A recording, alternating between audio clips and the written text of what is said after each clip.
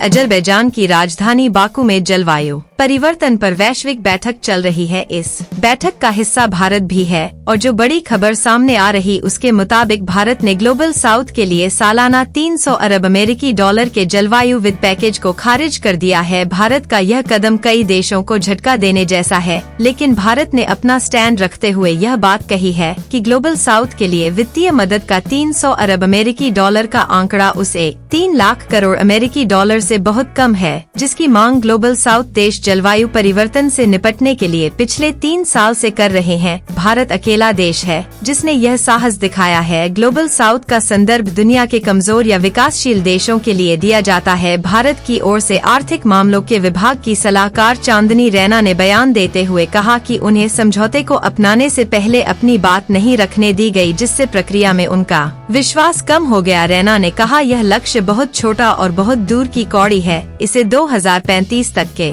लिए निर्धारित किया गया है, जो बहुत दूर की बात है। अनुमान बताते हैं कि हमें 2030 तक प्रतिवर्ष कम से कम 1.3 लाख करोड़ अमेरिकी डॉलर की आवश्यकता होगी। 300 अरब अमेरिकी डॉलर विकासशील देशों की जरूरतों और प्राथमिकताओं के अनुरूप नहीं है। यह CBDR और समानता के सिद्धांत के साथ अनुरूप नहीं है। वहीं नाइजीरिया ने भारत का समर्थन करते हुए कहा कि 300 अरब अमेरिकी डॉलर का जलवायु वित्त पैकेज एक मजाक है। मलावी और बोलीविया ने भी भारत का समर्थन किया है। अनुमान बताते हैं कि विकासशील और गरीब देशों को जलवायु परिवर्तन से निपटने के लिए आने वाले सालों में खरबों डॉलर की जरूरत होगी और इसका जिक्र UN की रिपोर्ट में भी किया गया है। ग्लोबल साउथ के समान विचारधारा वाले विकासशील देशों का कहना है कि जलवायु परिवर्तन से निपटने के लिए उन्हें हर साल खरबों डॉलर की जरूरत होगी। भारत, चीन, पाकिस्तान, अरब देश, श्रीलंका जैसे देशों को लाइक माइंडेड डेवलपिंग कंट्रीज में गिना जाता है। जलवायु परिवर्तन से निपटने के लिए अरब समूह ने 1 खरब डॉलर, अफ्रीकी समूह ने 1.3 खरब डॉलर, भारत ने 1 खरब डॉलर और पाकिस्तान ने 2 खरब डॉलर की मांग की है। लेकिन विकसित देश विकासशील देशों की इस मांग का विरोध कर रहे हैं। यह देश चाहते हैं कि जलवायु फाइनेंस पैकेज एक वैश्विक निवेश लक्ष्य हो, जिसमें सभी देशों की सरकारों, निजी कंपनियों और निवेशकों सहित कई स्रोतों से पैसा जमा किया जाए। उनका तर्क है कि 19 में जलवायु परिवर्तन पर संयुक्त राष्ट्र फ्रेमवर्क कन्वेंशन को अपनाने के बाद से वैश्विक आर्थिक परिदृश्य में बड़ा बदलाव आया। तब कुछ देश जो थोड़े गरीब थे अब वह